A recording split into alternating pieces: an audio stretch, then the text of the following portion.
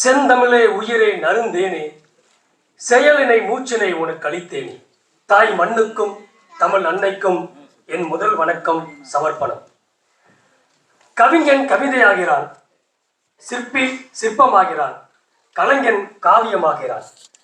அந்த வகையில் கலைஞரின் பேனாவோடு கதைகள் 2000 எழுதி சமூக இடைவெளியுடன் படைத்த சிறுகதை சிகரம் திரைப்பட இயக்குனர் தம்பி ராஜா செல்லமுத்துவின் இம்மாபெரும் குறும்படம் மற்றும் புத்தக வெளியீட்டு விழா சிறப்பிக்க வருகை புரிந்திருக்கும் கலை சிற்பிகள், கலை ஆர்வலர்கள், பத்திரிகையாளர்கள் யாவரையும் வரவேற்பதில் மற்றற்ற மகிழ்ச்சி அடைகின்றேன்.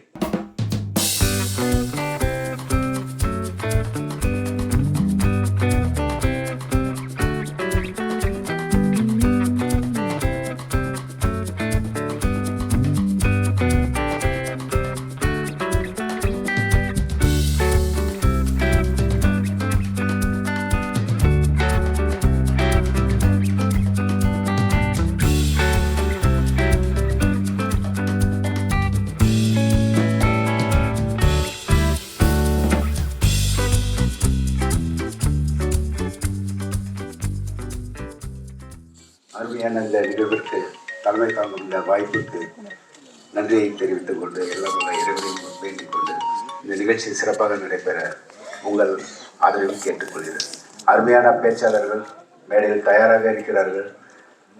அவர்களெல்லாம் ஜாம்பவான்கள். அவர்களுக்கு இணையாக இந்த மேடையில் எங்கள் ராஜா செல்லமுத்தும் ஒரு 15-20 ஆண்டுகளுக்கு முன் நான் பார்க்கும் பொழுது அருமைகிறார் என்று எதிர்பார்த்தோம். இந்த அருமை ஒரு அருமையான மலராய் நம் முன் மனம் வீசிக் கொண்டிருப்பதை பார்க்கும்போது சந்தோஷமாக இருக்கிறது. அவரை பற்றி அவர்களெல்லாம் பேசும்பொழுது அதை கேட்டு மகிழ நாங்கள் காத்திருக்கிறோம். ஒன்று நம்ம பாடகர்கள் பாடும்போது எப்படி ரசித்து அதை லைட்டு அந்த முகபாவங்கள் இருக்கும் என்பது உங்களுக்கு தெரியும். அதை ரசிகர்கள் எப்படி ரசிப்பார்கள் என்று தெரியும். ஆனால் ஒரு பரதநாட்டிய நிபுணர் டான்ஸ் ஆடும்போது அந்த பாவங்கள் அது வேற மாதிரி இருக்கும். நான் தினமும் எங்கள் ராஜா செல்லமுத்து கதை எழுதும்பொழுது நானே ஏதோ ஒன்று எழுதிட்டேன் அப்படின்னா அதோட சந்தோஷம் இருக்கும், ஒரு மகிழ்ச்சி இருக்கும், யார்கிட்ட சொல்லுவேன். இன்னைக்கு வரைக்கும் அவர் 2300 கிட்ட தொட்டார். 2000 தான் புக்காக வருது. அதுக்கு மேலே ஒரு 100-150 எழுதிட்டாரு. இது வரைக்கும் அழுத்திக்கிட்டே கிடையாது. எழுதுவார், அதை சமர்ப்பிப்பார், அதில் ப்ரூஃப் பார்ப்பார், எந்த மிஸ்டேக் இல்லாமல் உறுதிப்படுத்திட்டு அதோட தன் பணி முடிஞ்சதுன்னு இருப்பார். அதாவது ஒரு உச்ச நிலை, அதாவது ஒரு பாடகர் இருக்கிறாங்கன்னா மயங்கி ஒரு பாடிக்கொண்டே இருப்பார்கள். அதை ரசிகர்கள் எப்படி ரசிப்பார்களோ ரெண்டும் அது இணையும் பொழுது ஆரவாரம் இல்லாமல் ஒரு மௌனம் இருக்கும். கிட்டத்தட்ட தெய்வீக மனம் அங்கு இருக்கும். அதை போல் எங்கள் ராஜா செல்லமுத்து தினமும் அது ஒரு தெய்வீகம் அங்கே இருக்கும். அந்த நீங்கள் அந்த படித்தீங்கனாலே தெரியும். அது கண்டிப்பாக அவருடைய ரசிகர்களுக்கும் அது சென்றடையும் என்று எங்களுக்கு தெரியும். அதனால் நாங்களும் தொடர்ந்து பப்ளிஷ் பண்ணிக்கிட்டே இருக்கிறோம்.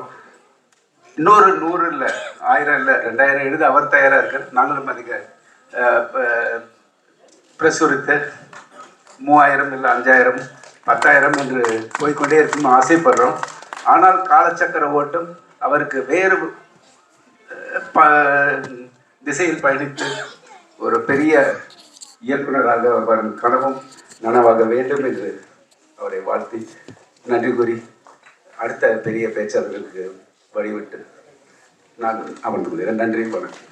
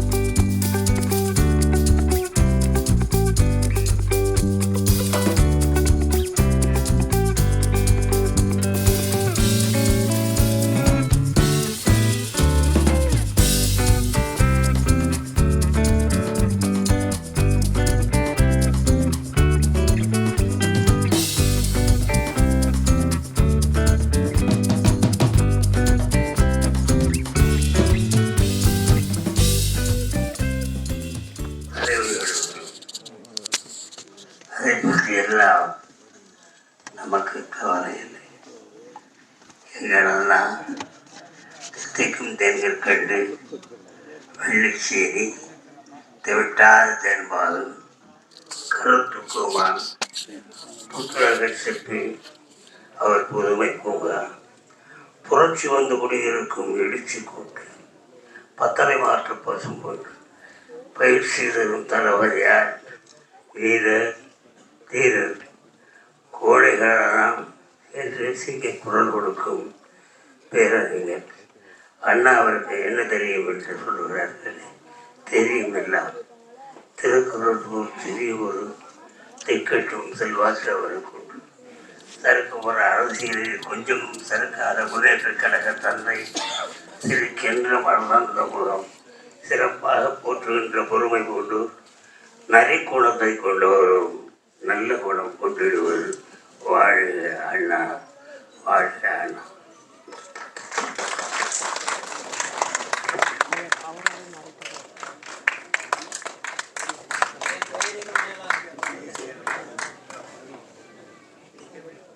அனைவருக்கும் மாலை வணக்கம். இது போன்ற நிகழ்ச்சிகளில் கலந்துக்கிறது ரொம்ப சந்தோஷமா இருக்கு. புத்தகங்கள் வந்து ஒரு மனிதனுக்கு எவ்வளவு பெரிய அறிவை கொடுக்குது அப்படிங்கிறது ஒரு அற்புதமான ஒரு விஷயம்.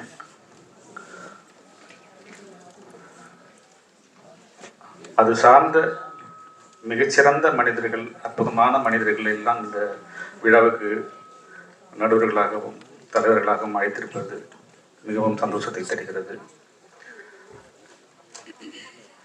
போனா ஒரு கேள்விக்குறியும் சகலகலாவோட அனுபவம் கொடுத்த எஸ்பிஎம் சார் அவர்களுக்கும்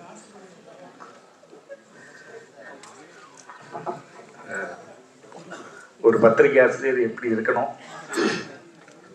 அப்படிங்கிறதுக்கு உதாரணமா இருக்கக்கூடிய நக்கீரன் சார் அவர்களுக்கும் மற்றும் மக்கள் குரல் ஐயா அவர்களுக்கும் அசோக் மேத்தா அவர்களுக்கும் மேடையில் உட்கார்ந்திருக்கும் குருநாதர் எழுத்தாளர் சங்க தலைவர் பாக்யராஜர் அவர்களுக்கும்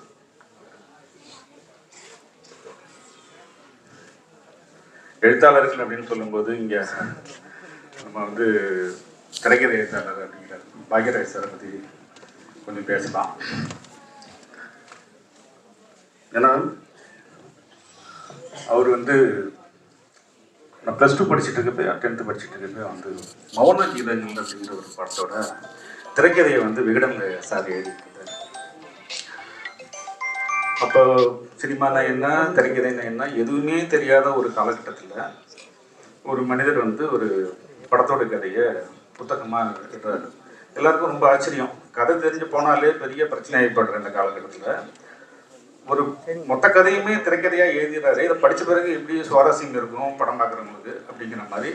அப்போ நான் +1 +2 படிச்சுட்டு இருக்கிறதுனால எனக்கு அந்த அளவுக்கு தெரியாது. எங்கள் சித்தப்பா உட்காந்து எங்கள் வீட்டு வேலைக்காரம்மா அவங்ககிட்ட எல்லாம் உட்காந்து எப்படி இது ஒரு கதையை படித்து எழுதிவிட்டா அதுக்கப்புறம் எப்படி தடத்துக்கு படத்துக்கு வரும், இந்த மாதிரி நிறைய அந்த அந்த திரைக்கதையை பற்றியே நிறைய பேச்சுவார்த்தை நடந்துக்கிட்டே இருக்கும். அப்போ ஏன்னா அப்போ நிறைய படங்கள் பாக்யராஜரோட பீக்கில் இருக்கிற ஒரு பொழுது அது.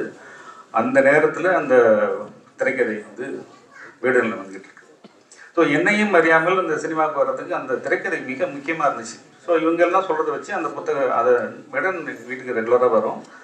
அப்போவே அந்த திரைக்கதையை நான் படிச்சுட்டு இருப்பேன்.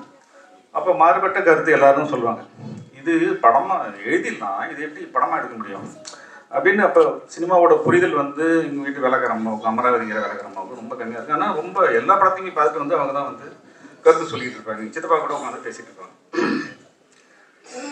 இது எப்படி இருக்கும், இதை எப்படி பண்ண முடியும், என்ன அந்த பொண்ணு இவ்வளோ மோசமாக இருக்குது. அந்த வடிவேல் கூட ஒரு படத்தில் அந்த ஆட்டோ விட்டு இறங்கி போட்டுருவாங்க சீரியல் பார்த்துட்டு. ஸோ அந்த மாதிரி வந்து அந்த கதையை பற்றி பேசி பேசி பேசி நிறைய பேர் பேச ஆரம்பித்தாங்க அந்த கதையை பற்றி.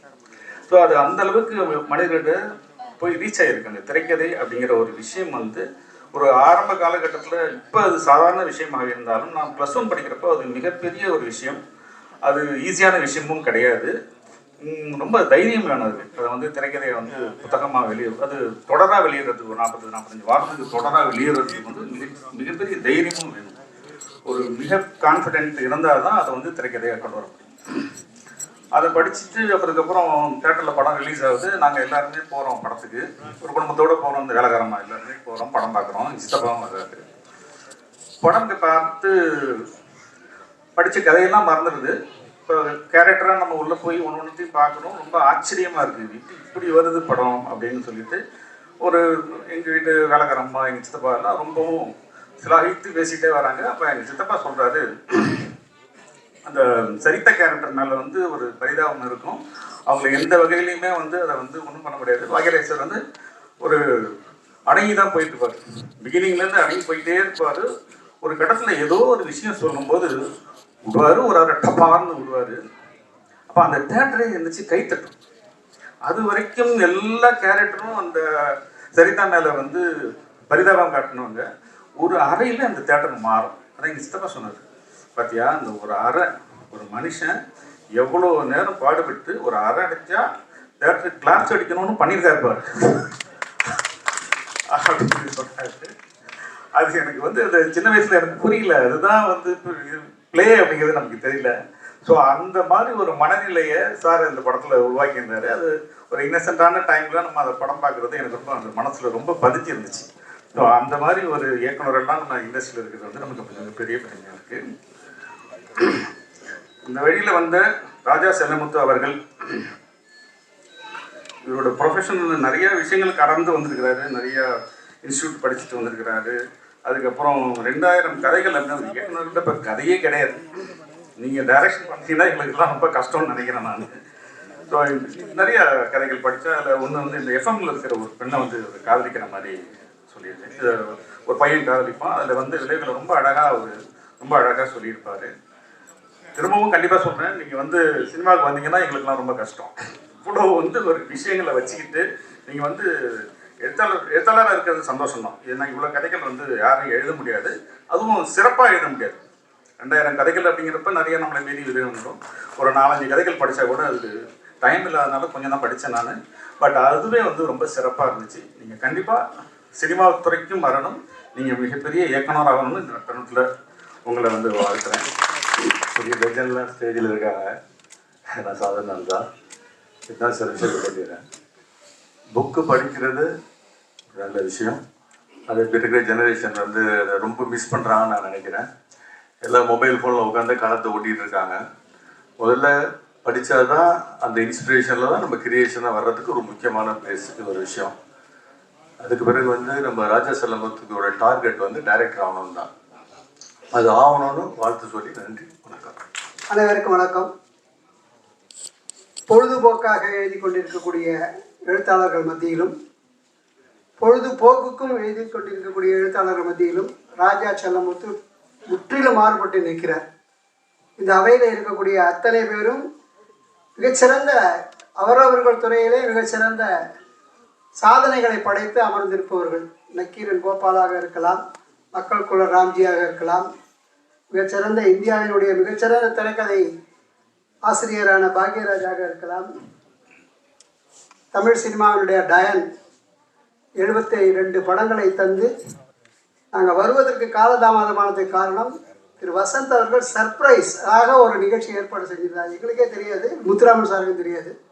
ஏவிஎம் ஸ்டுடியோ மியூசியத்தில் ஒரு 40 இளைஞர்கள் மத்தியில் எஸ்பி முத்துராமன் அவருடைய படங்களை பற்றி அந்த இளைஞர்கள் ரசித்த காட்சிகள், படங்கள், அதை பற்றி பேசுகிற மாதிரி ஒரு நிகழ்ச்சி. சரவணன் சார் வந்திருந்ததெல்லாம் அதெல்லாம் கொஞ்சம் லேட் ஆகிடுச்சு.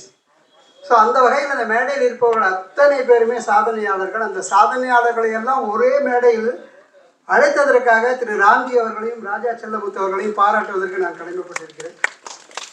இந்த புத்தகத்தை பற்றி பேச வேண்டும் என்று சொன்னால் ரொம்ப நேரம் பேசணும். ஏன்னா மொத்தம் 68 கதைகள் இருக்கு. 68 கதைகளை பேசி முடிக்க முடியாது. எனக்கு ரொம்ப பொறாமையாக இருக்குது. அந்த காலத்துலலாம் ஆஸ்தான வித்வான்னு சொல்லுவாங்க. வானொலியில் கூட ஆஸ்தான வித்வான்கள் இருப்பாங்க. தமிழக அரசு கூட ஆஸ்தான கவிஞர்களை எல்லாம் நியமித்திருக்கிறது.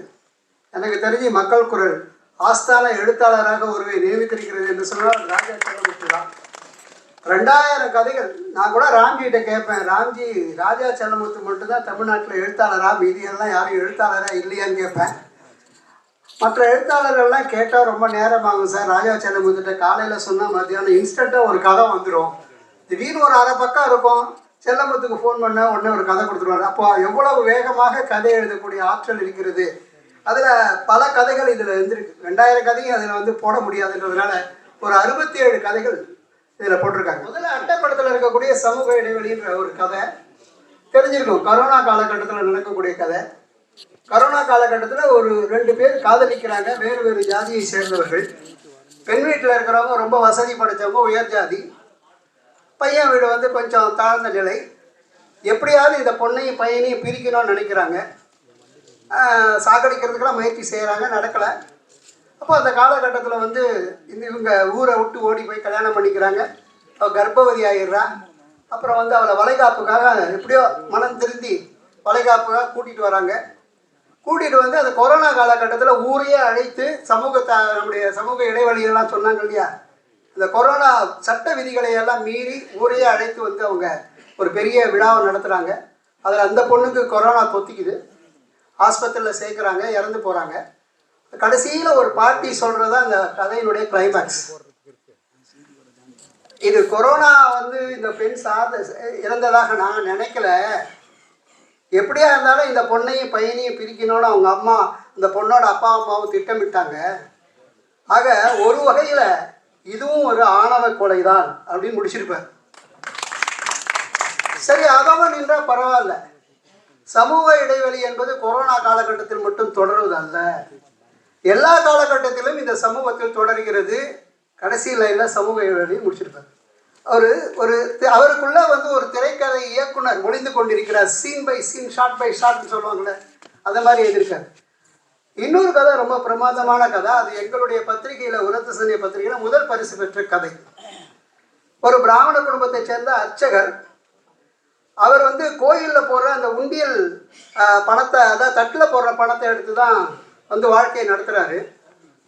ஸோ திடீர்னு வந்து அவருக்கு வந்து வயதாகி போகிறது, கண்ணு தெரியாமல் போகுதுன்னு அந்த நிர்வாகம், கோயில் நிர்வாகம் ஒரு வேலையை விட்டு எடுத்துடுது. பொண்ணுக்கு எப்படியா அவர் கல்யாணம் பண்ண நினைக்கிறாரு. அப்போ பெண் வந்து வேறு வழியில் அப்பாவையும் காப்பாற்றணும், குடும்பத்தையும் காப்பாற்றணும். அப்போ வந்து அந்த அர்ச்சகர்கிட்ட போய் அந்த கோயில் நிர்வாகிகிட்ட போய் கேட்குறாரு, எங்கள் அப்பா செஞ்ச அந்த அர்ச்சகர் வேலையை நான் செய்கிறேன்னு. இன்னும் பெண்கள்லாம் அர்ச்சகராக கூட காலகட்டம் வரலமா? இதெல்லாம் எந்த சீன்னு உங்களுக்கு தெரிஞ்சிருக்கும். ஆண்கள் பெண்கள், அதாவது கோயிலில் தட்டில் போடுற காசெல்லாம் கூட அறநிலையத்துறைக்கு தான் சம்பந்தம், அந்த அர்ச்சகருக்கு கிடையாதுன்னு ஒரு சூழல் இருந்த நேரத்தில் எழுதப்பட்ட கதை. அந்த மாதிரி பெண்கள் எல்லாம் அர்ச்சகராகக்கூடிய இன்னும் காலகட்டம் வரல, அதனால் உனக்கெல்லாம் வேலை கொடுக்க முடியாதுன்னு அந்த பெண் சொல்கிற மாதிரி ஒரு டயலாக் வச்சுருப்பார். சிலப்பதிகாரத்தில் ஒரு ரெஃபரன்ஸ் இருக்குது. முதல் பெண் அர்ச்சகர் பெண்தான் என்று, முதல் பெண் அர்ச்சகர் பெண்தான் என்றும், அதே போல் வந்து நீங்கள் பெண்களை தெய்வமாக கும்பிடுறீங்க, பெண்களை வந்து எல்லாத்துக்கும் நதிகள் பேரெல்லாம் பெண்களை வைக்கிறீங்க. ஆனால் ஒரு பெண் வந்து ஒரு வேலையை செய்வதற்கு தடையாக இருக்கிற ஒரு பெரிய ஒரு டயலாக் வச்சு அங்கே ஒரு பஞ்சு கொடுப்பார். அப்புறம் இந்த பெண் வேலைக்கு போகிறா. என்ன வேலைன்னா, சுடுகாட்டில் மின்தகனத்தில் போய் அந்த உடல்களை தள்ளிவிடக்கூடிய வேலை. ஒரு உயர்ந்த ஜாதியில் பிறந்து அதை வந்து ஒரு பேப்பரில் வந்து நியூஸை வச்சு அதை எழுதியிருக்காரு. அப்போ வரும்போதெல்லாம் எல்லார்ட்டையும் கேட்பா, எங்கள் அப்பாவுக்கு கண்ணு போயிடுச்சு, நீங்கள்லாம் இந்த பாடியை நீங்கள் கொண்டு வரீங்க, கொண்டு கொண்டதுக்கு முன்னாடி யாராவது யோசிச்சுருந்தீங்கன்னா கண் தானம் பண்ணியிருந்தா கூட எங்கள் அப்பாவுக்கு கிடச்சிருக்கணும் போது அங்கே வரவங்களாம் சொல்லுவாங்க, ஐயோ உடம்பெல்லாம் சிதைக்கக்கூடாது, முழு உடம்போட தான் போகணும். அந்த மாதிரி யாருமே மறுக்கலை. அங்கே ஒரு மெசேஜ் கொடுக்குறாரு. அதன் பிறகு அவங்க அப்பா இறந்து போயிடுறாரு. எங்கள் அப்பா உடம்பு தானமாக எடுத்துங்கன்னு கேட்கும்போது மருத்துவமனை நிராகரித்து விடுகிறது. உங்கள் அப்பாவுடைய ஏஜுக்கும் உடலுடைய சூழ்நிலைக்கும் எடுத்துக்க முடியாது. அப்போ என்னுடைய உடம்பை நான் தானமாக கொடுக்குறேன். ஒரு கதையில் 3-4 மெசேஜை ஆங்காங்கே சொல்லக்கூடிய ஒரு ஆற்றல் நம்ம ராஜா செல்லமுத்துக்கு இருக்குது. நான் சொன்னது இந்த 2 கதை தான். நான் ஒரு 12-13 கதை படிச்சிட்டேன்.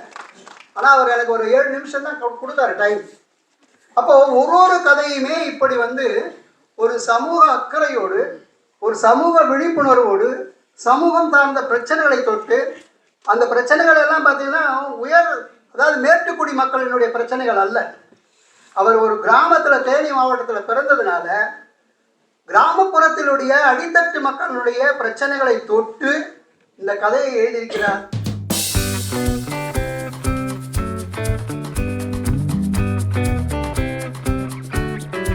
எப்படி ஆரம்பிக்கிறதுன்னு ஒரு சின்ன சங்கடம்.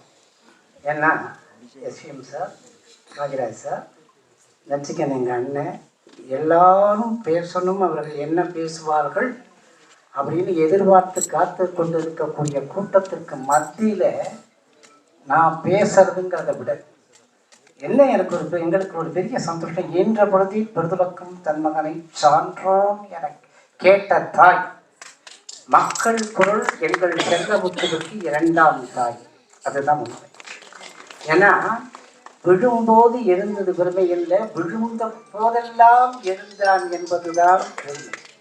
அதற்கு ஒரு உதாரணம் எங்களுடைய செல்லமுத்து.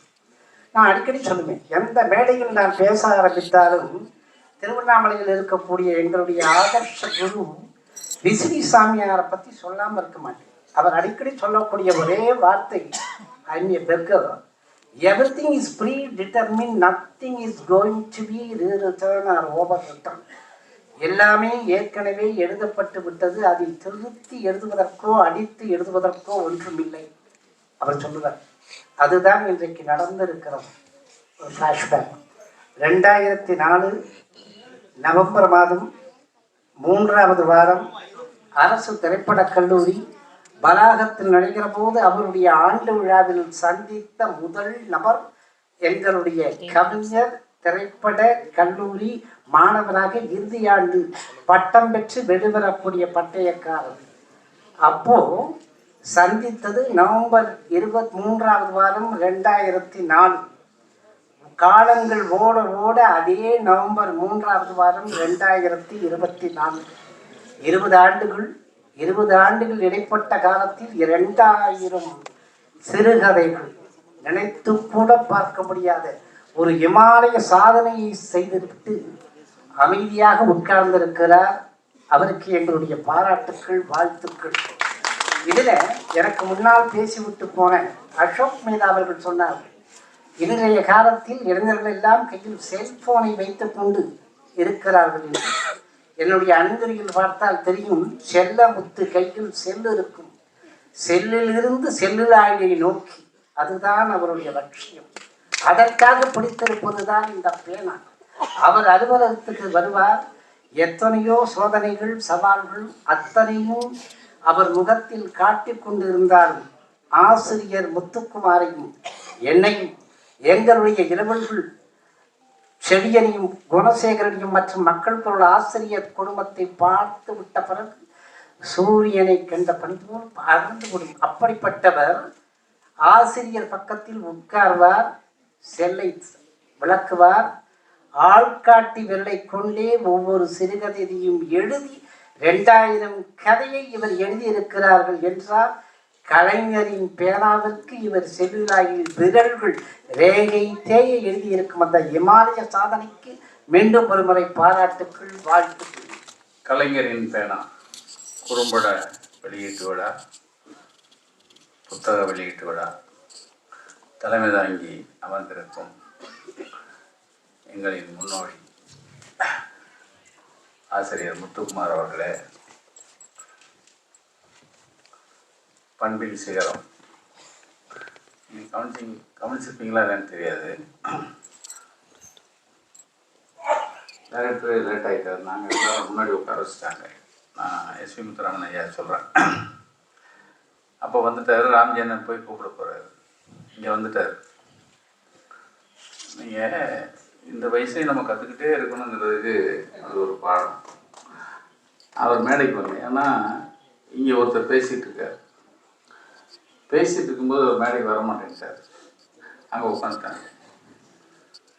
பேசி முடித்த உடனே முடிச்சாச்சா அப்படின்னு கேட்டு, அதுக்கப்புறம் இல்லைண்ணே முடிச்சாச்சு அப்படின்னு தலைவரும் ராம்ஜியனும் போய் சொல்லி அதுக்கப்புறம் வந்து உட்காரு. இதுதான் மூத்தோர்னா மூத்தோர். இது இப்போ நம்ம எதிர்பார்க்க முடியாது, நம்ம கூட இருக்காது. ஏன்னா செல்லு வந்து காலி பண்ணிடுச்சு எல்லாத்தையும். ஏன்னா எவனாலும் வந்துட்டு போன செல்லை பார்த்துட்டு இருக்குங்க. அருமை ஐயா இயக்குனர் எஸ்வி முத்துராமன் அவர்களே, எங்கள் அருமை அண்ணன், இந்திய அளவில் கதாசிரியருக்கு தனி இடம் பிடித்து கம்பீரமாக நின்ற எங்கள் அருமை தோழர் பாக்கியராஜன் அவர்களே, எங்கள் முன்னோடி ராம்ஜெயந்தன் அவர்களே, எனக்கு முன்னால் பேசுகின்ற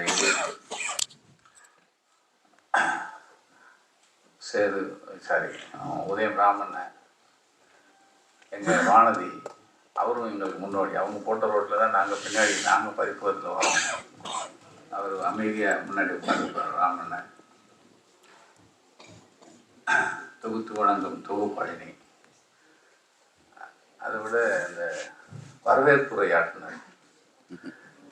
இவர் மொத்த பேசி எடுத்தீங்கன்னா அவரே 1 மணி நேரம் பேசியிருக்காரு. ஆனால் எஸ்பி முத்துராமன் மெனக்கிட்டு இருக்காரு. அவர் அண்ணன் வரலன்னா அவர் வருத்தப்பட்டிருப்பாரு. ஏன்னா 75 படத்தையும் எழுதிட்டு வர்றது அது அப்படி போர்வையா உண்மையிலே பாராட்டணும். அது மெனக்கெடுறது. அதுதான் ஒரு இதுக்கு மெனக்கெடுறது இல்லை. இப்போ பார்த்தீங்கன்னா குறும்படம் கலைஞராக ஒருத்தர் நடிக்கிறாரு. அனௌன்ஸ் பண்ணிட்டாங்க, அவரை காணோம். என்னென்ன ட்ரெஸ் பண்ணிட்டு வராராம். அப்போ தான் அப்படியே கலைஞராக பவனி வந்தார். மெனக்கெடல். அதாவது ஒரு நிகழ்ச்சியை ஏனோ தானான்னு பண்ணாமல் அதுக்குன்னு எனக்கு ராம்ஜெயந்தன், நான் ஒரு மனுஷன்ட்டு எனக்கு ஒரு 20 தடவை ஃபோன் பண்ணியிருப்பார். அண்ணன் வண்டிகளா, அவர் எனக்கு அண்ணனா, எனக்கு நான் அண்ணனா வண்டிகளா, இப்பயும் பாருங்க 10 தடவை சொல்லியிருப்பார். நெட்டிக்கன் அண்ணன், நெட்டிக்கன் ஏன் வீட்டு இல்லை என்ன. இதுக்கு தான் அந்த மெனக்கெடல். இப்போ 2000 கதை எழுதிட்டாருன்னு அந்த ராஜா செலவு. வயசு என்ன இருக்கும் அப்போ யோசித்தேன், வயசு என்ன இருக்கும், இது எந்த வயசுல இருந்து எழுத ஆரம்பிச்சாரு. 2000 கதை எழுதிட்டாரு. பார்த்தா சின்ன பிள்ளை மாதிரி இருக்காரு. பாரதிராஜான்ட்ட பார்த்துருக்கேன். என்னை அவர் தான் அவர்கிட்ட கூட்டு போனார் வெளியே நின்று. அப்போ மாதிரி இவர் தானா, வேறு யாராவது எழுதி வச்சு அப்படிலாம் யோசித்தேன். ஆனால் அவர் நம்ம உதயராம 2 எழுதி கதை. நான் கூட போனது வந்து தான் எழுதிட்டார் போலன்னு நினச்சேன். முத்துக்குமாரன்ட்டு கேட்டேன், 2000 கதை எழுதினாரா. அவர் நாங்கள் படித்து எங்களுக்கு சொல்லுவாங்க.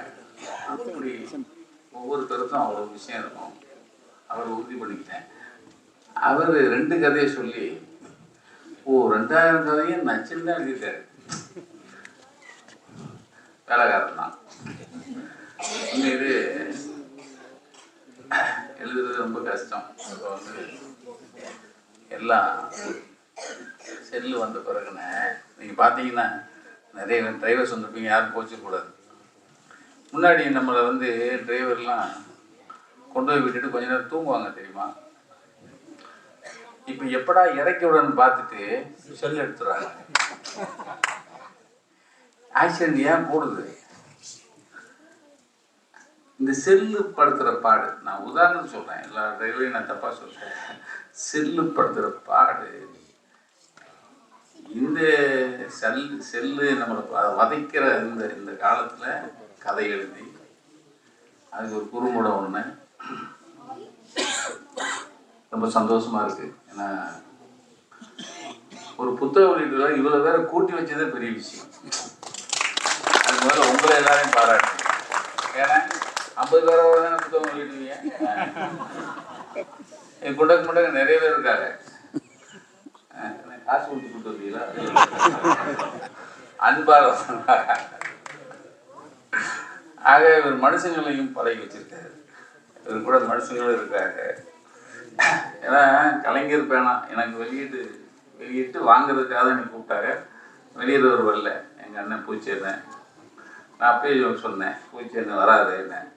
ஏன்னா 24 மணி நேரம் தலைவருடைய கண் அசைவை பார்த்துக்கிட்டே இருக்கிற ஆட்கள் எப்படி வருவார் அப்படின்னு யோசித்தேன். அவருக்கு வேற வேலை வந்துருச்சு. சரி நம்ம அதை வெளியிடுற அது பாருங்க, வாழ்க்கையில் ஒவ்வொருத்தனுக்கும் ஒரு வாய்ப்பு கிடைக்கும் பாருங்க. பூச்சி எண்ணெய் இல்லாதனாலும் நான் வெளியிடுறேன். கலைஞரின் பேனா வெளியிடுறேன். அதானே வாழ்க்கையில் சாதாரண விஷயம் இல்லை. கலைஞரும் பேனா இன்னும் சாதாரண விஷயமா நீங்கள் அவர் பேனா இல்லைன்னா நான் உங்கள் முன்னாடி இப்போ நின்றுக்கவே முடியாது, சத்தியமாக நின்றுக்க மாட்டேன். அப்பா வந்து ஐவிஎஸில் பியூன். எங்கள் அப்பா அவர் நம்ம 5ஆப்பு 6ஆப்பு படிக்கும்போது ஸ்கூலில் ஃபீஸ் கேட்பாங்க தெரியுமா. நான் ஒரு நாலாஞ்சி ஸ்கூலில் படித்தேன், அங்கே ஃபீஸ் கிடையாது. அப்புறம் ஒரு ப்ரைவேட் ஸ்கூலு, ஒரு 30 ரூபா கட்டணும். ஸ்கூலில் வரல, அம்மாட்ட வந்து சொல்கிறேன், அப்பாட்ட போய் வாங்கிப்பா. அப்பா ஆஃபீஸ் அவசரம் போய் வாங்கிக்கலான்ட்டாங்க. ஆஃபீஸ் போனேன், எங்கள் அப்பா நிறா 9 மணிக்கு போனால் வெளியே நின்றான்ட்டார். ஒரு கார் வரும், ஒரு இன்ஜினியர் இறங்குவார். அப்பா ஐவிஎஸில் பியூனாக இருந்ததுனால இன்ஜினியர் இறங்குவார். ஏமா அப்பா தான் கதவு திறப்பாங்க. கதவை திறந்து அவர் பையில் சாப்பாடு கூட எல்லாத்தையும் அந்த உள்ளே இருந்தவர் அப்பாட்ட கொடுப்பாங்க. அப்பா அதை வாங்கிட்டு கதவை சாத்திட்டு பின்னாடி போங்க அப்படின்னு போவார். கான்ட்ராக்டராக இருப்பார். நல்லா சொல்லணும்னா எங்கள் தமிழிசேகாவுடைய அப்பா தங்கப்பாண்டியன் இருக்காரு, அவங்க தான் கான்ட்ராக்டர். அப்பா வேகமாக போவாங்க. அண்ணே என் பையன் ஸ்கூலுக்கு ஒரு ரூபா கட்டணுமா, ஏதோ ஃபீஸு ஒரு 50 ரூபா கொடுண்ணே அப்படின்னு வாங்கிட்டு 30 ரூபா கட்டிட்டு 20 ரூபா அம்மாட்ட ஓடு அப்படின்னு அனுப்பிடுவார். நம்ம 30 ரூபா கட்டிட்டு அம்மாட்ட 20 ரூபா கொடுத்துருவோம். அம்மா ஒரு 2 காசு கொடுக்கும், இப்போ முடுக்கு வாங்கிக்கான்ட்டு. இது ஒரு காலம். நான் சொல்கிறது 70களில், 70க்கு முன்னாடி 65 70. 2010 எனக்கு வந்து பெரியார் விருது கொடுக்குறாங்க, தமிழக அரசு அறிவிக்குது. பெரியார் விருதுக்கு வந்து ஒரு உயரிய விருது. அப்போ அனௌன்ஸ் பண்ண உடனே எனக்கு ஒரு ஐஏஎஸ் அதிகாரிக்கு ஃபோன் பண்ணுறாரு. இது நாளைக்கு, அதாவது ஜனவரி 15 கொடுக்கணும்னா முதல் நாள் 15 தான் எப்பயும் திருவள்ளுவர் தினத்திலலாம் கொடுப்பாங்க. முதல் நாள் எனக்கு ஒரு அழைப்பு, ஒரு ஐஏஎஸ் அதிகாரி ஃபோன் பண்ணுறாரு. ஆனால் எப்போ நாளைக்கு எத்தனை மணிக்கு வந்து நான் கூப்பிட்டு போவேன், நான் தான் வருவேன், நீங்கள் வீட்டில் இருக்கேன், கொண்டு வந்து உங்களை அழைச்சிட்டு போய் வாங்கி, அதாவது விருது வாங்கிட்டு உங்களை கொண்டு வந்து விடுறது ஒரு புரோட்டோக்கால் பெரியார் விருதுக்கு. எத்தனை மணிக்கு வரணுன்னு கேட்டார். ஆனால் நான் அந்த சொல்கிறேன்னுட்டு நான் ஒன்று கலைஞருக்கு ஃபோன் பண்ணேன். என்னன்னாரு, இந்த ஒன்றும் இல்லைண்ணே உங்களை பார்க்கணுண்ணே. என்ன இல்லை நன்றி சொல்லத்தேன் அப்படின்னு. நான் வாங்க போனேன், ரொம்ப நன்றிண்ணே. சரி, ஏன்னா இந்த புரோட்டோக்கால் இருக்காங்களே, ஏதோ ஐஏஎஸ் அதிகாரி வந்து கூப்பிட்டு போவாங்களாம், போய் விருது வாங்கிட்டு கொண்டு வந்து வீட்டில் விடுவாங்களாமே. ஆமாம், என்னப்பா, எங்கள் அப்பாவை கூட்டு போய் சொல்லுங்கண்ணே. என்ன நான் அவர் அப்படி பார்த்தாரு. அந்த பொத்தான் சைட்லேயே பொத்தான் வச்சுப்பாரு. நீங்கள் கோவலர் வீட்டில் சைடில் ஒரு பொத்தான் இருக்கும், அப்படி அமுத்தினார். அமுத்தின உடனே சண்முகன் வந்தார். கோபால் என்ன சொல்றது செய்யுங்கன்றார். என்னையா சொல்லி தொலைச்சேன்னார் அவர். இல்லை ஐஏஎஸ் அதிகாரி வந்து கூட்டு போவாங்களா, எங்கள் அப்பாவை கூட்டு போய் சொல்லுனேன். யோ அது புரோட்டோக்காலே இல்லையா அவர் அங்கே சொல்லிட்டாரு. நான் போய் மறுபடியும் சொல்லுவானே இது அப்படின்ட்டு அதுனால எங்கள் அப்பாட்ட, எப்பா நல்லா வேட்டி சட்டெல்லாம் பட்டு சட்டெல்லாம் கட்டிட்டு நீங்கள் முன்னாடி 3 மணிக்கு தான் ரெடியாக இருங்க, ஒரு வண்டி வரும் கூட்டு போகும். போட இல்லை இப்போ ரெடியாங்கன்னு எல்லோரும் போட்டு கெஞ்சி கெதறி அவர் ரெடி பண்ணி கூட எங்கள் அத்தானும் போனார். வாசலில் இருங்க, நாங்கள் எல்லாம் ஒளிஞ்சிருந்து பார்க்குறோம்.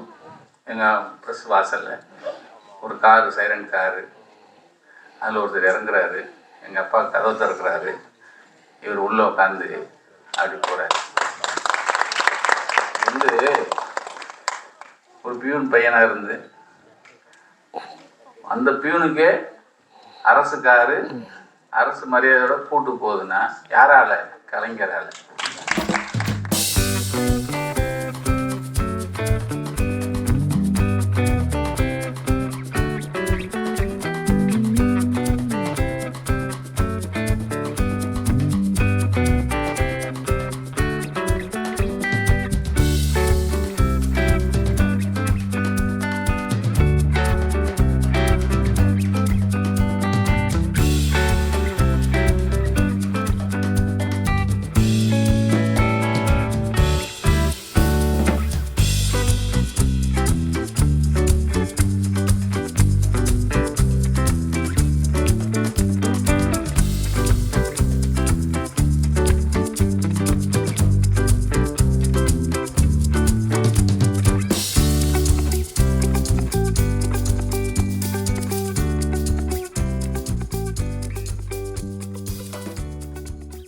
இனிய நண்பர் ராஜா செல்லமுத்து அவர்களின்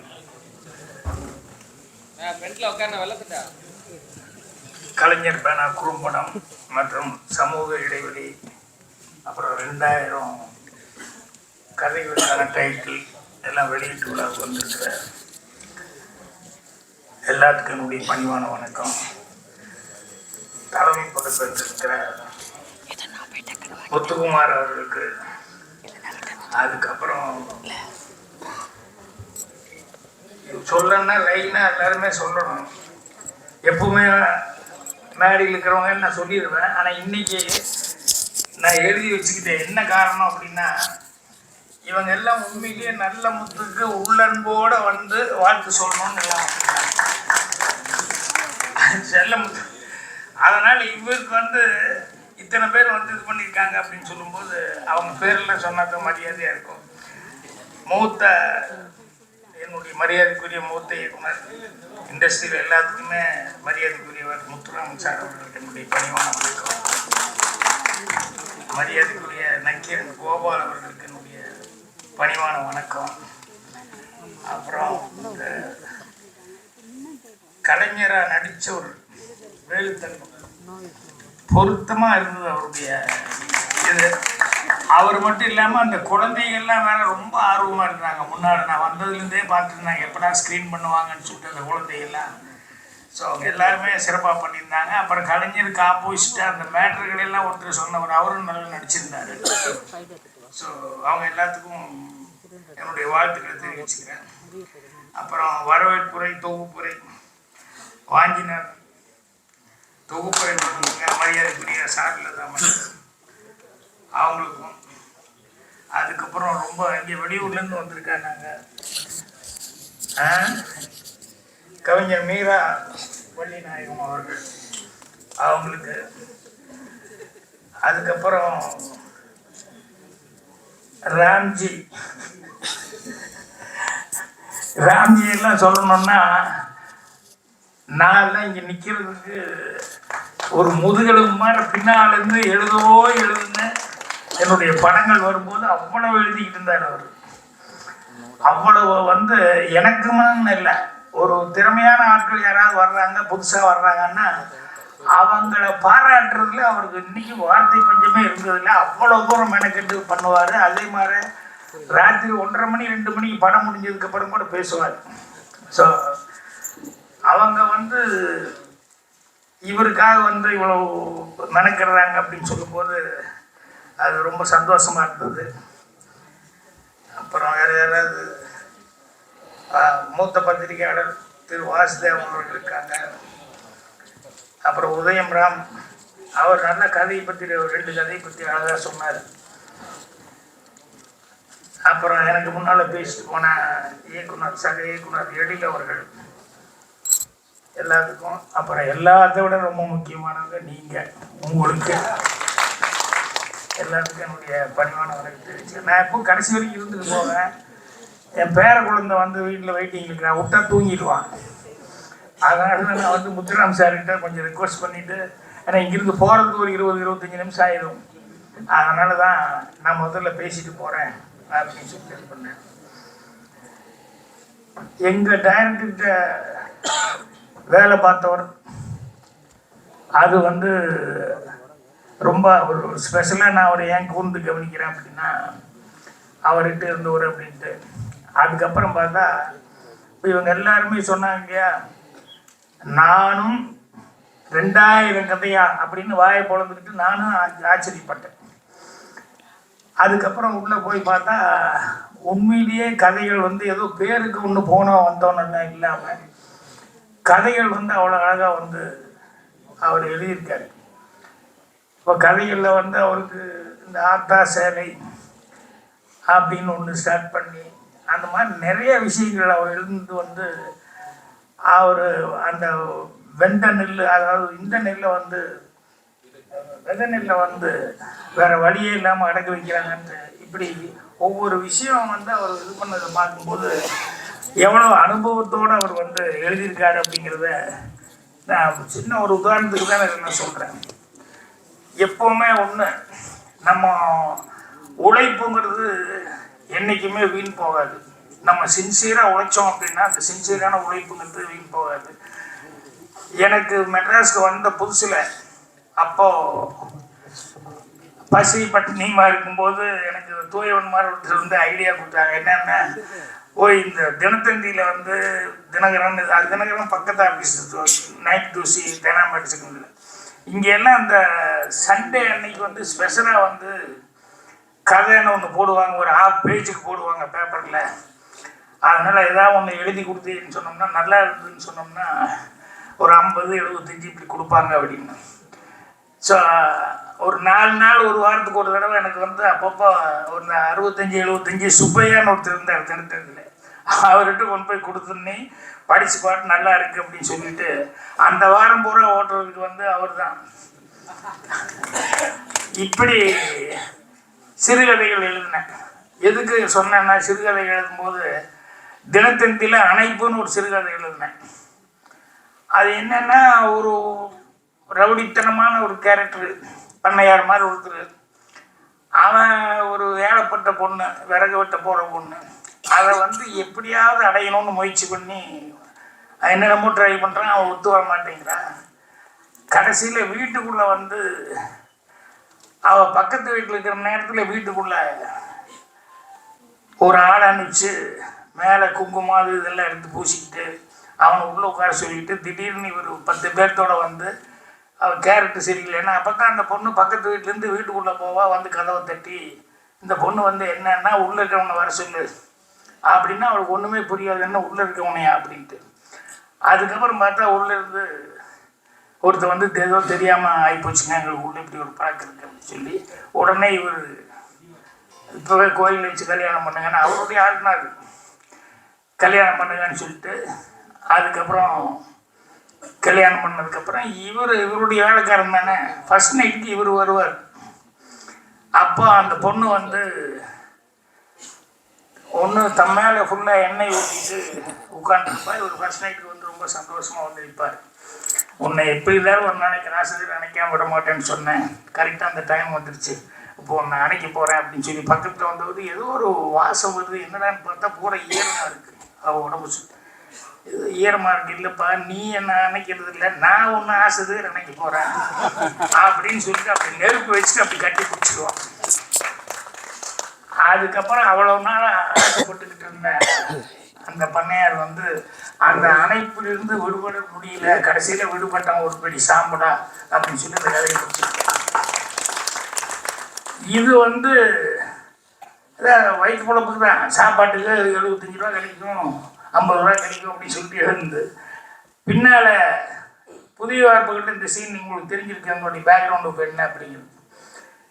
எங்கள் டைரக்டர் வந்து கதை இது பண்ணப்போ அப்போது செகண்ட் ஹாஃப் வந்து சிட்டிக்கு போகிற மாதிரி இருந்தது. அப்போ நான் வந்து சிட்டிக்கெல்லாம் போகிறதுனா நல்லா இருக்காது, இந்த கதை வில்லேஜுக்குள்ளேயே முடிச்சா நல்லா இருக்கும் அப்படிங்கிற மாதிரி சொல்லி இந்த அணைப்பு அப்படிங்கிறத வந்து செகண்ட் ஹாஃபில் வந்து ஜாயின் பண்ணி அந்த கவுண்டமணி தான் உள்ளே உட்காந்துருக்கிற கேரக்டரு, அந்த சீனிவாசன் தான் அந்த பண்ணையார் கேரக்டரு அப்படிங்கிற மாதிரி பண்ணி இதை ஜாயின் பண்ணி பண்ணும்போது எல்லா அசிஸ்டண்ட்டு பிடிச்சது. எங்கள் டைரக்டர் ஓகேன்ட்டார். அதுக்கப்புறம் அந்த பொண்ணு கடைசியில் அணைச்சி அந்த ரதி கேரக்டர் ஜி சீனிவாசன் அணைச்சி பிடிச்சி அவளுக்கு பேரே ஜோதின்னு வச்சுருந்தோம். ஏன்னா ஜோதியா வந்து அவள் பேரே ஆரம்பத்துலேருந்து ஜோதி, அணைச்சி பிடிச்சிட்டு ஜோதியான்னு. கிளைமேக்ஸ் எடுக்கும்போது எங்கள் டைரக்டருக்கு ஒரு டவுட் வந்துருச்சு, யோ என்னையா நான் புதிய வார்ப்புகளில் டைட்டில் வச்சுலையா, நீ சொல்கிறதெல்லாம் நல்லா இருக்குது, ஜோதி அப்படிங்கிறது அணைக்கிறது கேட்கும்போது நல்லா இருக்குது, ஆனால் புதிய வார்ப்பு டைட்டில் கொட்டாதையா, என்னையா பண்ணா புதிய வார்ப்பு டைட்டில் கொட்டுற மாதிரி எதாவது பண்ணமையா அப்படின்னு. அதுக்கப்புறமா சரி அவள் வந்து சாக வேண்டாம் அப்படின்னு சொல்லிட்டு கத்தியில் வந்தால் மறைச்சி வச்சுருந்தா குத்திட்டா. அதுக்கப்புறமா வந்து வாத்தியார் அந்த பொண்ணும் ஓடுறாங்க, கூடவே அந்த பூக்காரி அவளுக்கு ஒரு லைவ் குழந்தையோடு இருக்கிறது கவுண்டர் பண்ணி கூப்பிட்டு எல்லாருமே சில்லவுட்டில் வந்து காலையில் நேரத்தில் புறப்படுற மாதிரி அப்படி போட்டு புதிய வார்ப்புகள் அப்படின்னு சொல்லி டைட்டில் வச்சிடலாம் அப்படின்னு சொல்லி லாஸ்ட் மினிட்ல அது நிறுத்தி வச்சுட்டு 1/2 மணி நேரம் டிஸ்கஷன் அப்புறம் பண்ணிட்டு அதுக்கப்புறம் இந்த சீன்களை அப்புறம் பண்ண ஷூட் பண்ணாரு. ஆனால் இந்த கிளைமேக்ஸ் உள்ள ராஜ்கண்ணி சாருக்கு பிடிச்சிருந்தது. அதனால அவர் ஏதோ ஒரு படம் எடுத்தாரு பாருங்க, அதில் வச்சுட்டாரு இதை. அந்த கட்டி பிடிச்சி இது பண்ணுறது என்னன்னா, அவர் இவ்வளோ கதை எழுதியிருக்காரு. கண்டிப்பாக வந்து இந்த உழைப்பு வந்து வீண் போகாது. இது வந்து 2 லைன் கதையாக இருக்கும், 4 லைன் கதையாக இருக்கும். ஆனால் நம்ம சின்சியராக உழைச்சோம் அப்படின்னு சொல்லி சொன்னோம்னா என்னைக்கு இருந்தாலும் அது ஒரு நாளைக்கு வந்து அந்த உழைப்புக்கு உண்டான பலன் அப்படிங்கிறது வந்து கண்டிப்பாக கிடைக்கும். ஏன்னா சும்மா இருக்கும்போதெல்லாம் எதையாவது ஒன்று யோசிப்பேன் அப்படின்னு சொல்லி எப்பவுமே எதாவது ஒன்று யோசிச்சுட்டு இருப்போம். அப்புறம் கடைசியில் நம்ம இல்லைன்னா கூட திடீர்னு பாண்டியராஜா, ஈரோடு முருகேசி இவங்கெல்லாம் வருவாங்க. வந்து சார் ஏதாவது ஒரு கதை கொடுத்தா நாங்கள் நடித்தா நல்லா இருக்கும் அப்படின்னு சொல்லி சொல்லும்போது சரிடா அப்படின்னு சொல்லிட்டு அவனுக்கு தாய்க்குளமேன்னு ஒரு கதையை கொடுத்தேன். அப்புறம் கபடி அப்படிங்கிற கதையை கொடுத்தேன். இதெல்லாம் சும்மா இருக்கிற நேரத்தில் ஏதாவது யோசிச்சு வைப்போமே. கடைசியில் பார்த்தா அது தாய்க்குளமே இங்கே போய் தெலுங்குக்கு போய் தெலுங்குலேருந்து ஹிந்திக்கு போய் இத்தனை இடத்துக்கும் போயிடுச்சு. ஸோ அதனால் நீங்கள் 2000 கதை எழுதியிருக்கீங்க. கண்டிப்பாக உங்களுடைய சின்சியரான இவ்வளோ கதை எழுதியிருக்கேங்கும் போது ஒவ்வொன்றுக்கும் வந்து அதுக்கு உண்டான ஒரு பலாபலன்கிறது வந்து கண்டிப்பாக கிடைக்கும்.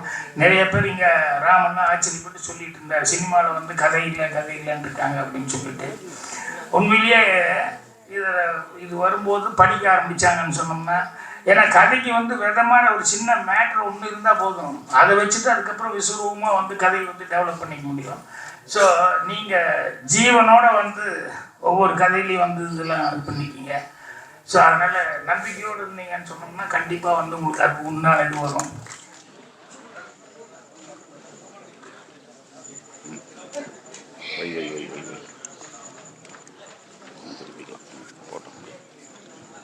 ஒரு 5 minutes எடு.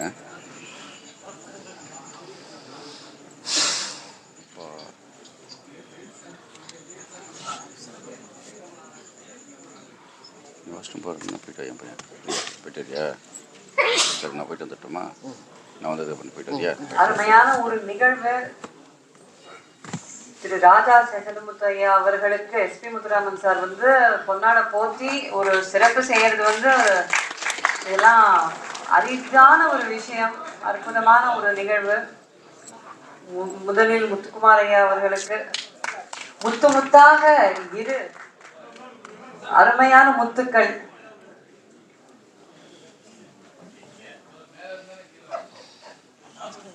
இத்தனை கதைகளை நமக்கு வழங்கிய திரு ராஜா அவர்களுக்கு எஸ்பி முத்துராமன் சார் வந்து ரொம்ப அழகா ஒரு சிறப்பு செய்யறாங்க.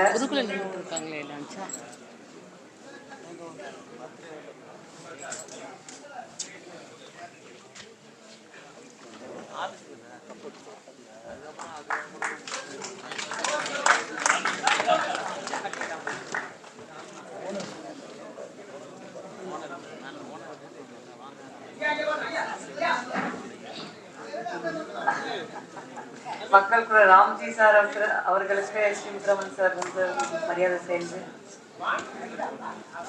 பாரதி பதிப்பகம் ப்ளீஸ் மேடைக்கு வருமாறு அழைக்கிறோம்.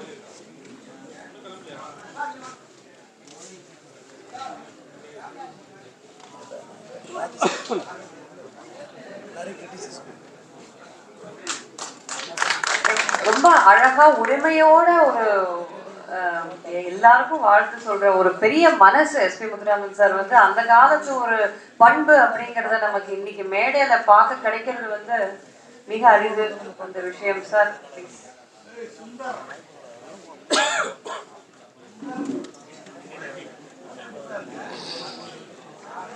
ஒரு அன்பளிப்பு எஸ்பி முத்துராமன் சார் கிட்டேந்து ராஜா சாருக்கு ஒரு அன்பளிப்பு. அது வந்து பல கோடியா அவர் வளரணும் அப்படின்னு வாழ்த்துறோம். வானொலி பதிப்பகத்தின் சார்பாக ராஜா செல்லமுத்து அவர்களுக்கு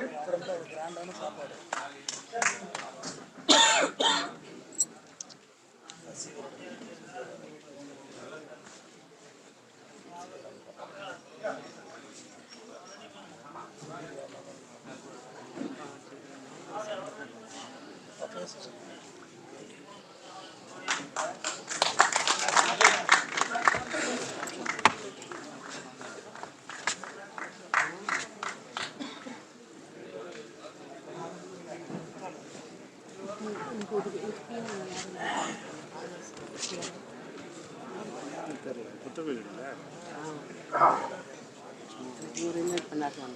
நிகழ்ச்சிக்கு தலைமையேற்றிருக்கிற மக்கள் குரல் ஆசிரியர் ஆர் முத்துக்குமார் அவர்களே, இன்றைய கதாநாயகன் ராஜா செல்லமுத்து அவர்களே, இங்கு வந்து வாழ்த்தி விட்டு போயிருக்கிற திரைக்கதை மன்னன் பாக்யராஜ் அவர்களே, இங்கே வந்து வேகமாக பேசிக் கொண்டிருக்கிற மரியாதைக்குரிய கோபால் அவர்களே. இந்த கோபால் சாரை பார்க்கும் போதெல்லாம் நான் சொல்றது, எப்போ பார்த்தாலும் டென்ஷனாகவே இருக்காதீங்க, எப்போவாவது டென்ஷனாக இருங்க. உங்களை பார்க்கும் போதெல்லாம் எப்போ பார்த்தாலும் டென்ஷன், வழக்கு, போலீஸ் ஸ்டேஷன் இப்படியே பழகி போச்சு அவருக்கு. ஆகவே அதை கொஞ்சம் குறைச்சிக்கங்க சார் அப்படின்னு சொல்லி கேட்டுக்கிட்டே இருக்கிறேன்.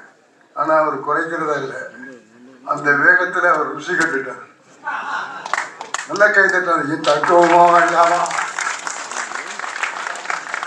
இதெல்லாம் நமக்கு கிடைக்க மாட்டாங்க. அது மாதிரி நம்முடைய ராஜா செல்லமுத்து 2000 கதை எழுதி ஐயாவுடைய அனுமதியோட மக்கள் குரலில் 2000 கதையும் பிரசுரமாகியிருக்கு. எழுதிட்டு மாட்டீங்களா? 2000 கதை ஒரு மனுஷன் எழுதிதான் நம்ம எவ்வளவு சந்தித்திருக்கணும், எவ்வளவு படைப்பாற்றல் இருந்திருக்கணும், அதை எழுதுவதற்கு எவ்வளவு கற்பனை தேவைப்பட்டிருக்கணும், எவ்வளவு உழைப்பு தேவைப்பட்டிருக்கிறதெல்லாம் நினச்சி ஒரு முறை ராஜா செல்லமுத்துக்காக ஒரு தடவை முன்னுரிமை. அது போல அவருக்கு துணையாக மக்கள் குரலில் குணசேகரன் அவர்களும் ஆனந்தராஜ் அவர்கள் டிடிபியிலையும் பணியாற்றியிருக்காங்க. அவருக்கு பக்கபலமும் அவருக்கு இவ்வளவு எழுதுவதற்கு துணையாக இருந்த அந்த 2 பேருக்கும் ஒரு முறை கைதட்டி நல்லதாக வந்தது. அப்புறம் அவங்க கூட இருந்திருக்கிற மக்கள் குரலில் பணியாற்றுகிற அத்தனை பேருக்கும் நம்முடைய வாழ்த்துக்கள். அந்த புத்தகத்தை சிறந்த முறையில் பதிப்பு செய்திருக்கிறவர் சிறந்த பதிப்பாளரான வாணிஜ் பிரியத்துறை ராமநாதன். நல்ல கை 10,000 பண்ணிடுவாங்க.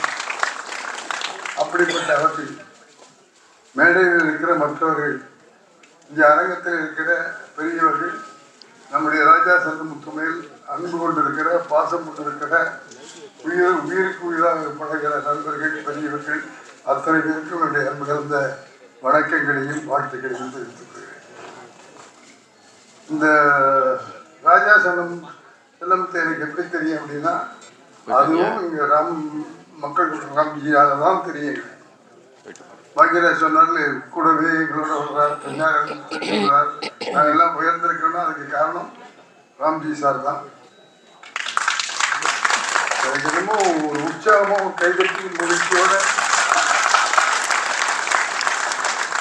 ஒரு படைப்பாளியை அறிமுகப்படுத்தி அவருடைய படைப்பை பற்றியெல்லாம் உடத்தில் சொல்லி இதுதான் ராஜா செல்லமுத்துன்னு சொல்லுகிற போது நாம் எவ்வளவு பெரிய உற்சாகம் கொடுக்கணும்னா, புதிய தமிழுக்கு நாம் ஆதரவு கொடுத்து கொண்டிருக்கிறோம் என்ற மரியாதையோடு அவர் செய்திருக்கிறோம்.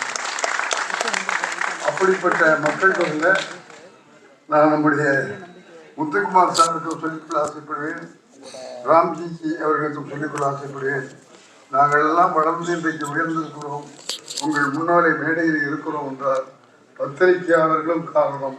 அந்த பத்திரிகையில மக்கள் குரலும் முத்துக்குமார் சாரும் ராம்ஜியையும் காரணத்தை நன்றி உணர்ச்சோடு உங்கள் கைதட்டல் மூலமாக அவர்களுக்கு தெரிவிக்கிறோம். எப்பவுமே ராம்ஜியை யாரையும் என்னை அறிமுகப்படுத்தி நல்ல பண்ணுவாங்க சொன்னா அதுல பொய் இருக்காது, அதுல உண்மை இருக்கு. யார் சிறந்த படைப்பாளியோ, யார் சிறந்த நடிகனோ, யார் சிறந்த நடிகையோ அவங்களே தான் கூப்பிட்டு வந்துதான் முத்துராமன் சார் இந்த பையன் பின்னால் ரொம்ப நல்லா வருவான், இவனுக்கு வாய்ப்பு கொடுங்கள் என்று அவர்களுக்கெல்லாம் வாய்ப்பு கேட்டு வாய்ப்பு கொடுத்த பெருமை ராம்ஜி அவர்களுக்கு. அப்படி இவர் அருமைப்படுத்த எங்கே தெரியுமா, அந்த மக்கள் குரலில் இருந்து 2 பேரும் டீ சாப்பிட போறாங்க, ராம்ஜியும் பச்சைமுத்தும். ராஜா செல்லமுத்து நான் உள்ள சேகர்கடையிலிருந்து நான் வெளியே வரேன். வந்தா 2 பேரும் உட்காந்து டீ சாப்பிட்டு இருக்காங்க. என்ன பார்த்தோன்னே ராம்ஜிக்கு ரொம்ப குஷி, சார் இன்னைக்கு உங்களோட சேர்ந்து டீ சாப்பிடணும், நீங்களும் உங்கன்னு என்னையும் கூட்டி போய் டீ கடையை வச்சு நாங்கள் டீ சாப்பிட்டதெல்லாம் நம்முடைய செல்லமுத்தவர்கள் எனக்கு அறிமுகமானார்கள். நம்முடைய ராம்ஜி அவர்கள் எனக்கு அறிமுகப்படுத்தியிருக்கார்கள். ஒரு விஷயம் சொன்னேன், இது யாராவது திறமை உள்ளவங்க இருந்தா அவங்களை கண்டுபிடிச்சு அவங்களுக்கு அந்த பொறுப்பை ஒப்படைக்கணும் வள்ளுவன் சொன்னான். அந்த காரியத்தை செய்வது ராம்ஜி அவர்கள். அது சிறப்பாக செய்தால் அவர் பாராட்டுவார், வாழ்த்துவார், பெரிய டைரக்டர்களை பெரிய தயாரிப்பு அறிமுகப்படுத்துவார். அந்த பணியை செய்து எங்களுக்கெல்லாம் ஒருங்கிணைப்பாளராக இருக்கிற ராம்ஜி அவர்களுக்கு திரையுலகத்தின் சார்பில் குணமார்ந்த நன்றியையும் வணக்கத்தையும் பாராட்டுகிறேன். அதன் பிறகு பார்த்தா வாட்ஸ்அப்ல படங்கள் வரும். அது படங்கள் வரட்டும், அதோட கவிதைகள் வரும். படத்துக்கேற்ற கவிதையா கவிதைக்கேற்ற படமா என்று தேர்வு செய்து நம்முடைய ராஜா செல்லமுத்தவர்கள் வாட்ஸ்அப்பிலேயே அவருடைய திறமையை என்னிடத்திலே காட்டினார் என்பதை மகிழ்ச்சியோடும் பெருமிதத்தோடும் இங்கே எங்களுடைய உதயம் ராம் அவர்கள் வந்திருக்காரு. அவர் கிட்டத்தட்ட 10 ஆண்டு காலமாக பாரதி உலா என்கிற பெயரில் தமிழகமெங்கும் பாரதியை தூக்கி கொண்டு யார்கிட்ட போகிறோம், மக்கள்கிட்ட போல மாணவ மாணவியர்களிடத்திலையும் பள்ளிகளிலேயும் கல்லூரிகளிலேயும் பாரதியை படைப்பு விழிப்புணர்வு உண்டாக்கி இருக்கிறோம். அதற்கு மூல காரணம் நம்முடைய உதயம் ராம் அவர்கள். இந்த வருஷம் பிளான் பண்ணிட்டார். 10வது வருஷம் இந்த வருஷம் கிட்டத்தட்ட 60,000 to 70,000 மூலிகளை சந்திச்சுட்டு இருக்கோம். அதில் நானும் ஒரு அணில் மாதிரி பங்கு பெறேன். ஆகவே அப்படி நடத்தி கொண்டிருக்கிற உதய ராம் அவர்களுக்கும் நம்முடைய மனமார்ந்த வாழ்த்துக்கள், பாராட்டுக்கள். உதயம் ராம் அவர்கள் செய்திருக்கிற இன்றைய வெளியீடு 3 விஷயங்கள். கலைஞரின் பேனா, அது ஒரு குறும்படம், 2000 சிறுகதைகள், பெயர் பட்டியல், சமூக இடைவெளி சிறுகதை தொகுதி. இந்த 3 புத்தகத்தையும் 2 புத்தகங்களையும் கலைஞருடைய ஆவணப்படத்தையும் இன்றைக்கு வெளியிட்டிருக்கிறார்கள். அதற்காக என்னுடைய மனமார்ந்த பாராட்டுக்களை மக்கள் கொடுத்த முத்துக்குமார் சாமி ஐயா அவர்களுக்கும் நம்முடைய ராம்ஜி அவர்களுக்கும் இதுக்கு காரணமாக இருந்த படைப்பாளர் ராஜா செல்லமுத்தவர்களுக்கும் உளமார்ந்த நன்றியை தமிழகத்துடைய மக்களுடைய சார்பிலேயே தமிழ ஆர்வம் உள்ளவர்களுடைய சார்பிலேயே உங்களை மனமாற உளமாற நான் வாழ்த்துக்கிறேன். கலைஞரின் பேரை பற்றி ஐயா கோபாலையா பேசி நான் பேச முடியாது. கலைஞருக்கு பக்கத்திலேயே இருந்து சூடத்திலிருந்து அவர் ஒருத்தர். அது எப்படித்தான் அவருக்கு அந்த சூடு வருதோ தெரியாது. அது அந்த வீரப்பன்ட்டு இருந்து கற்றுக்கிட்டாருன்னு நினைக்கிறேன். அப்படி இருக்கிற ஐயாங்க சொன்னாங்க, கலைஞருடைய பேனா அப்படின்னா அது பேனா கலைஞருக்கு கோயில் இல்லைடா, அவருடைய பேனாவுக்கு கோயில் கட்டி கொண்டிருக்கிறார்கள். அவர் செஞ்ச சாதனை யாரும் செஞ்சிருக்க முடியாது, எந்த எழுத்தாளரும் செய்திருக்க முடியாது. உறுதியோடு நான் சொல்லிக்கூட செய்வேன். எவ்வளவு கட்டுரைகள், எவ்வளவு நாவல்கள், எவ்வளவு சினிமா படங்கள், எவ்வளவு கடிதங்கள், அரசியலில் எவ்வளவு பேச்சுக்கள், இவ்வளவு செஞ்சு முடிச்ச கலைஞர். அந்த கலைஞருடைய பேனாவை வைத்து ஒரு குறும்படம் செய்திருக்கிற நம்முடைய செல்லமுத்தவர்களை ஒரு முறை கைதட்டி மனமாக. இன்னொரு உண்மையை சொல்லட்டுமா, நான் சினிமாவுக்கு வந்தது எப்படி தெரியுமா? அதற்கு காரணம் கலைஞருடைய பேனா. பராசக்தி படம் பார்த்த பிறகுதான் எனக்கு சினிமாவுக்கு வர வேண்டும் என்கிற எண்ணமே வந்தது. கலைஞருடைய வசனமும் அந்த நடிகர் அவருடைய நடிப்பும் என்னை சினிமாவுக்கு எடுத்து வந்தது. என்னை மட்டுமல்ல, லட்சக்கணக்கான இளைஞர்களை திரையுலகுக்கு கொண்டு வந்தது கலைஞருடைய பேனாவும் அண்ணனுடைய நடிப்பும் தான் என்பதை இந்த மன்றத்திலே பதிவு செய்துள்ளார். அதுபோல இந்த மனுஷன் 2000 சிறுகதை எழுதியிருக்காரு. முடியுமா சார்? முடியுமான்னு நான் கேட்கிறேன், பதில் சொல்ல மாட்டேங்கிறீங்க. முடியும் முடியும் முடியும் என்று புத்தகத்தை கொடுத்துட்டார். அப்படின்னா ஒரு டைரக்டராக சொல்கிறேன், அந்த கதையை உருவாக்கி படைப்பதற்கு அவர் எவ்வளவு மூளை வேலை செஞ்சிருக்கணும் தெரியுமா? எவ்வளவு கற்பனை செஞ்சிருக்கணும் தெரியுமா? எப்படி எழுத்துக்கள் ஒளியிருக்க வேண்டும் தெரியுமா? எப்படி தமிழ் விழுந்திருக்க வேண்டும் தெரியுமா? நான் கவியரசர் கண்ணதாசன் அவர்களை பற்றி சொல்லுகிற போது சொல்லுவேன், குற்றாலத்திலே கூட நீர்வீழ்ச்சி அந்த சீசனில் தான் கொட்டும். ஆனால் கவிஞருடைய கவிதை 325 நாளும் நீர்வீழ்ச்சியாக தமிழ் நீர்வீழ்ச்சியாக கொட்டும். அப்படி கவிதையிலே கண்ணதாசனுடைய கவிதைகள் நீர்வீழ்ச்சியாக கொட்டதை போல கதையிலே நம்முடைய செல்லமுத்தவர்கள் 2000 கதைகளை எழுதியிருக்கிறார் என்றால் அந்த கதை நீர்வீழ்ச்சியாக கொட்டி இருக்கிறது. அதுதான் நான் செல்லமுத்தவர்களுக்கு கொடுக்கிற பட்டம், பாராட்டு, வாழ்த்துக்கள் தான். அதே போல சமூக இடைவெளியின்றி வெறும் காகிதத்தில் எழுதி கை சில பேர்லாம் பேப்பரை வெளில கருப்பாக்குறான். அது இல்லை, இவர் உண்மையாக எழுதி இந்த நாட்டு நடப்புகளை மக்களுடைய மனதிலே போய் விழிப்புணர்வு உண்டாக்குகிற மாதிரி ஒவ்வொரு கதையிலையும் கருத்துக்களை சேர்த்திருக்கிறார். அதற்காக செல்லமுத்து உனக்கு மீண்டும் ஒரு முறை பாராட்டு.